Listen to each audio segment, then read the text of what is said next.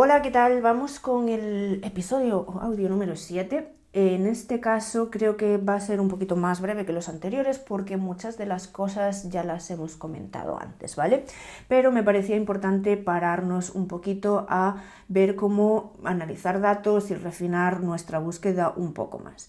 Hemos hablado de prepararnos para las entrevistas, de responder bien las preguntas, de cómo ir apuntando qué pasa en esas entrevistas y tal, pero vale, ¿cómo identificamos esos patrones? ¿Cómo vamos haciendo ese análisis, ¿vale? Aquí lo importante es eso, saber qué nos está funcionando y qué no, para enfocarnos en los esfuerzos en mejores oportunidades y descartar las que nos hacen perder el tiempo y poder refinar eso poco a poco nuestra búsqueda.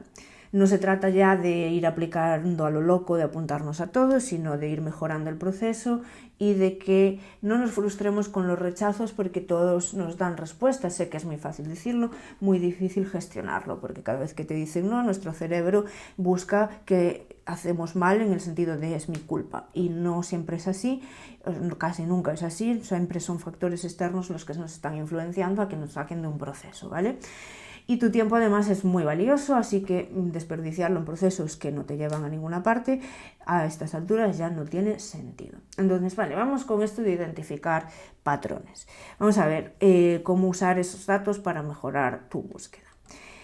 Ahora mismo ya deberías tener a estas alturas quizás pues un historial de empresas, ofertas a las que te has aplicado o autocandidaturas que has hecho, y llevas ese seguimiento pues en ese documento maravilloso que tengas en tu mano.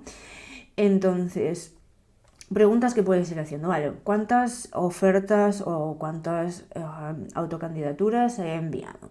De estas, ¿cuántas respuestas he recibido?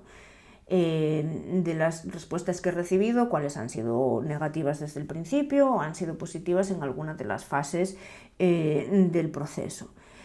¿Qué tipo de empresas tienen más interés en mí? ¿O qué tipo de empresas me están rechazando más?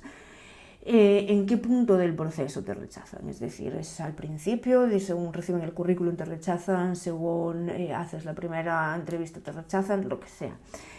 Y ver eso, intentar ver un patrón positivo. Si cierto tipo de empresas te están respondiendo más, pues yo que sé, si son startups o son empresas grandes, si son de un sector o en otro, lo que sea, para intentar ajustar la búsqueda y priorizar ese tipo de empresas. Quizás eso, tienes un perfil muy enfocado a startups y no encajas tanto en una empresa grande, o al revés, o pues un sector no es para ti, lo que sea.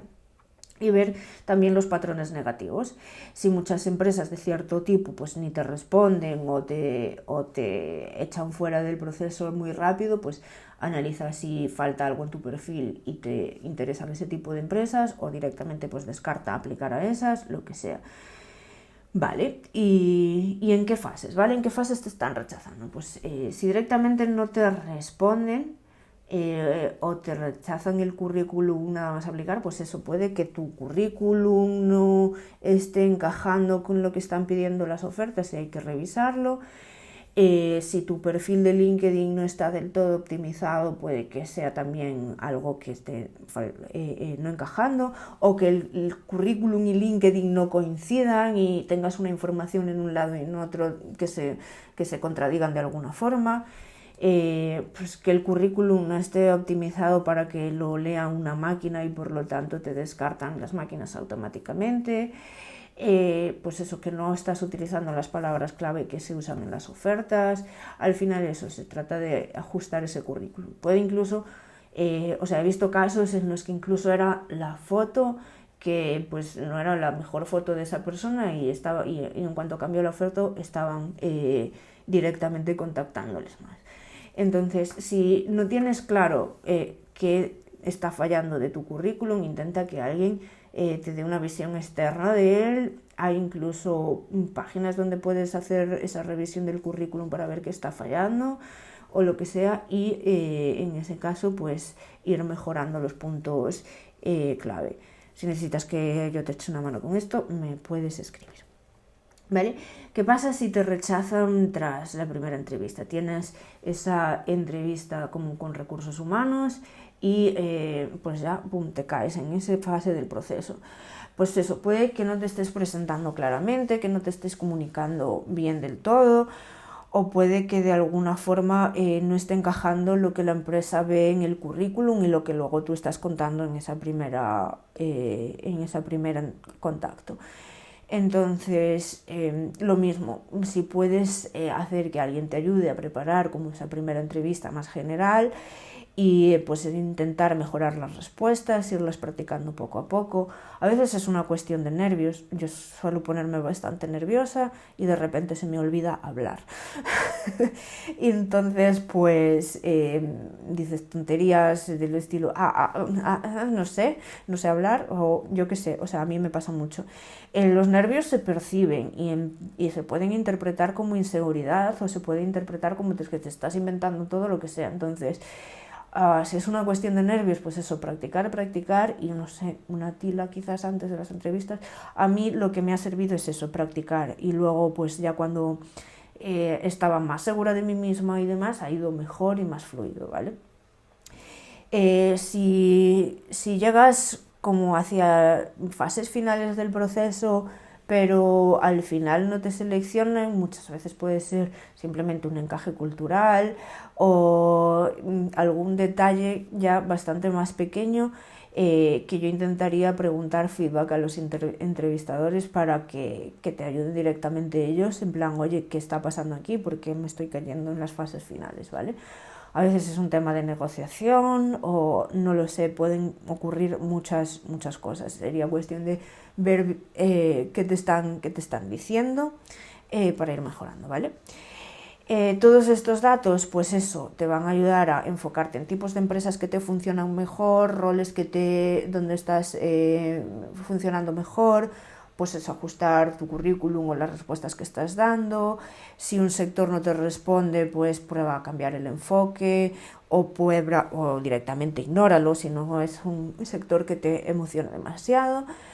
Y nos pasamos a la parte de eso, de empezar a ser bastante selectivos o selectivas en las ofertas y que no nos hagan perder el tiempo en procesos infinitos.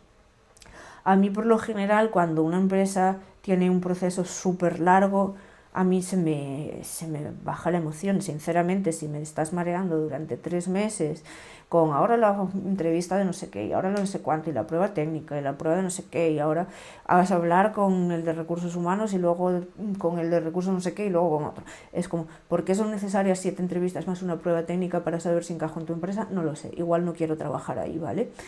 Pues eso, si las entrevistas entre una fase del proceso y otra pasan 1000 años, yo también pierdo el interés y no quiero estar en una empresa con tanta burocracia y demás. Si me piden trabajar gratis, evidentemente, ojo, cuidado. Las pruebas técnicas hablaremos de ellas porque también tienen sus más y sus menos. ¿Qué más señales hacen que yo quiera bajarme de un proceso y que quizás a ti también? Pues falta de transparencia. He visto cosas muy locas como preguntar por el salario o las condiciones desde el inicio hacen que la otra persona se ponga incómoda o que no te respondan con claridad. Esa es una clara señal que tienes que irte de ahí. O sea, si desde el primer momento no te están diciendo vas a tener que hacer esto y vas a cobrar tanto y las condiciones son de esta manera y trabajas de esta forma, es una clara señal de que tienes que dejar ese proceso cuanto antes, aunque pareciese muy bonito desde el principio, ¿vale? Y también puedes preguntar si dentro de las entrevistas si vale la pena para ti, es decir, pues eso, cuál es el proceso de selección y cuánto dura, qué están buscando en concreto, pues eso, el rango salarial si no lo mencionan, ver eso si encaja con tu forma de trabajar, cómo trabaja el equipo, cómo es el día a día, no lo sé, hay cosas muy concretas de puestos de trabajo, yo qué sé, imagínate, pues tengo que viajar o cosas de estas, pues son importantes evaluarlas para saber si, oye, pues ya no pierdo el tiempo más con esto. En muchos casos el tema de mudarse a un sitio te compensa, a mí normalmente no, o sea, no sé, ese tipo de cosas tienes que verlas para ver si, pues eso, a ti te interesa o no y dejas de perder el tiempo. Vale, y eso, si las respuestas son vagas, el proceso parece, pues eso, interminable o lo que sea, plantéate que, o sea, tú puedes también escoger, no solo que te escojan a ti, ¿vale? Y pues eso, retírate si no te dan información, si no ves avances, si no te sientes cómodo con algo, cómodo o cómoda, perdón, con la empresa o con sus valores, lo que sea, y al final, o sea, no se trata de ir a la desesperada por un trabajo, sino de buscar una opción que encaje para ti. Y sé que esto es muy fácil decirlo desde una posición en la que tienes lo mejor trabajo y demás, y si estás desesperada o desesperado por cualquier cosa, te vas a agarrar a un clavo ardiendo, pero vamos, no es lo ideal, desde luego. Vale, y nada, pues eso, enfócate en procesos de calidad, que los procesos estén bien estructurados, los tiempos estén claros, las ofertas que te hacen se alinean con lo que tú quieres y con tus expectativas, y que te sientas, o sea, que sientas que estás invirtiendo el tiempo y el esfuerzo en algo que te importa, ¿vale?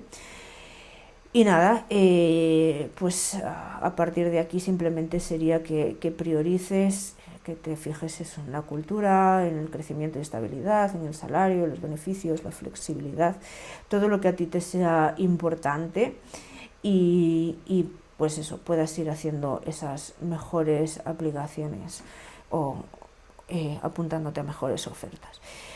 A mí también me ha ayudado por el camino crear como una lista con lo que tendría que tener una empresa idealmente, basado pues eso en lo que yo quiero para mí, y ir descartando cositas que no encajasen ahí. Es evidentemente pues eso, si para ti el trabajo en remoto, el teletrabajo es una cosa no negociable, pues ya está. Si no te ofrecen eso, fuera del proceso.